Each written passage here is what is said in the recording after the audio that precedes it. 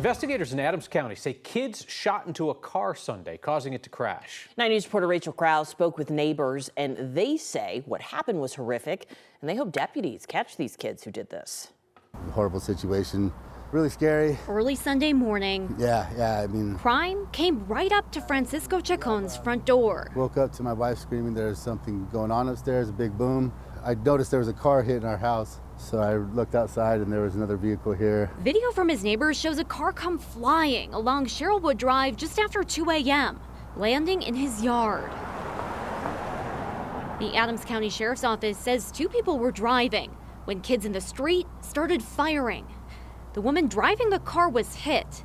Then the car crashed. The circumstance of what happened to this poor young girl and everything else is just, it's heartbreaking. They ran outside. Others stopped too to call 911. Police and EMTs quickly showed up to help. And from what I seen, like, it was pretty scary sight. Both the driver and the passenger were taken to the hospital. The sheriff's office says the suspects ran off.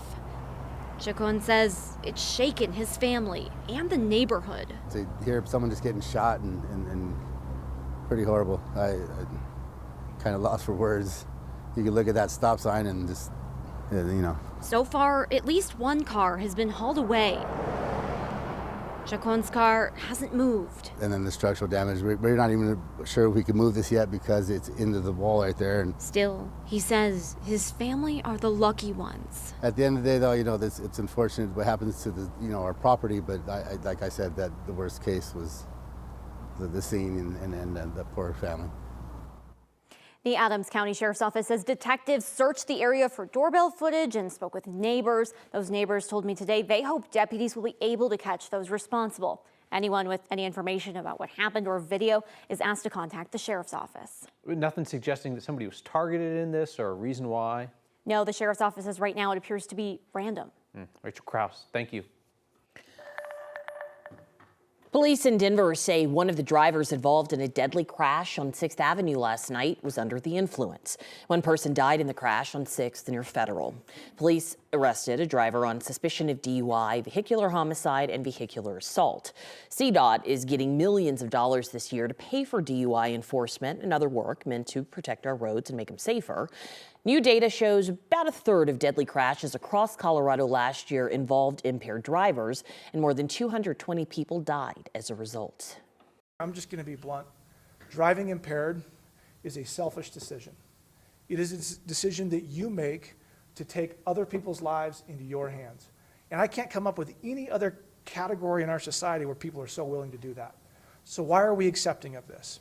I can tell you the Colorado State Patrol is 100% not.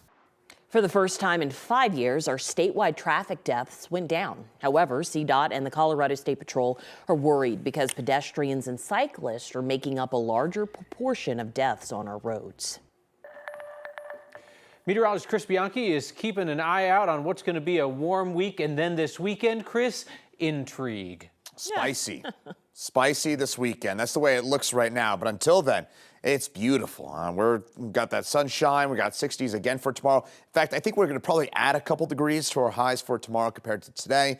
It's dry and warm through Thursday, probably Friday as well. And then the weekend, that's when things get interesting. These were our highs for today. Back-to-back 60-degree days for us in Denver. We got up there on Sunday for yesterday, and we also got there today. Look at that, Springfield, 74 today. Most of what you're looking at here on your screen, about 15 to 20 degrees above our seasonal averages. It's still pretty mild.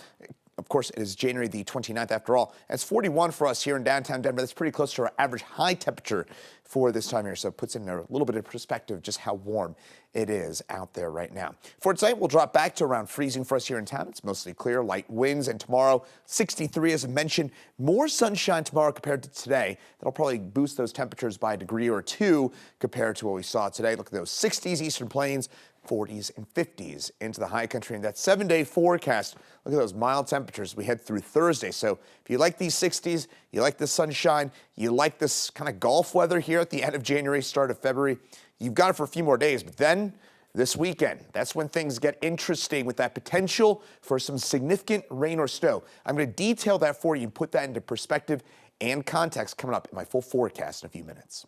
Thank you, Chris. The Ouray police chief is now on leave, pending the sexual assault charges against his stepson. The alleged rape at the chief's house happened in May. This month, it became national news when somebody stole newspapers reporting on the case.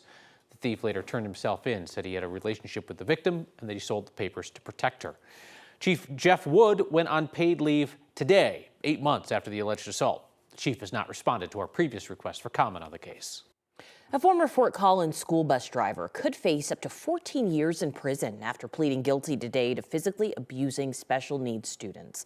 Tyler Zanella accepted a plea deal, pleading guilty to the most serious charge for all 11 victims. He originally faced more than 164 separate counts for assault, harassment, and child abuse. One parent we spoke with says she has never supported a plea deal.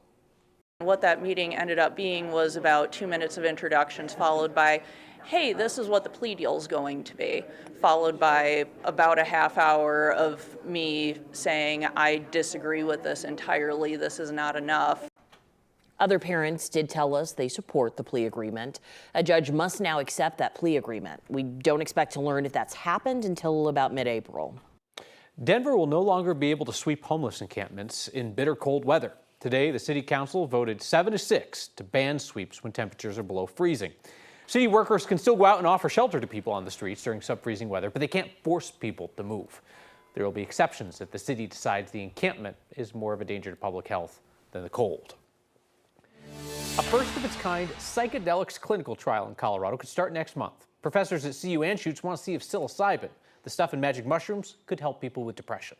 9 News reporter Kelly Rinke spoke to them about the potential impacts of the study. Inside a typical-looking therapy room are preparations for a unique study. It started to become obvious that psychedelics were going to become a part of psychiatry.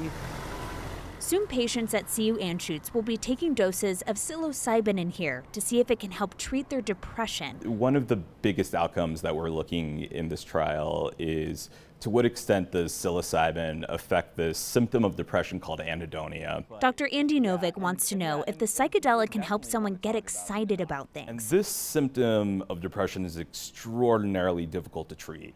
Our conventional antidepressants don't do a great job of treating it. Researchers say antidepressants don't work for as many as 1/3 of people. That's why Dr. Scott Thompson wanted to join this project. For a long, long time, we've been using the medications that we've had for 50+ years, and so things are really starting to change. And psychedelic medicine is really at the forefront of those changes. This trial includes 40 patients. With the help of facilitators, they'll take a dose in this room, then wait it out. The effects of psilocybin persist for about 8 hours, so you'll be with us in the clinic. What they're really interested in learning is what happens to the brain after that 8-hour session. And what we hope to see is an improvement in the symptomology after psilocybin treatment. We are looking at their brain to see whether the regions of the brain that control motivation and pleasure are actually improved in function after psilocybin. New treatment options for mental health haven't been developed for decades. Researchers hope something different can help. The whole country is kind of looking at this research. So this research is not related to the ballot measure Colorado voters approved last fall. That measure said starting in 2025, people can consume mushrooms at licensed healing centers.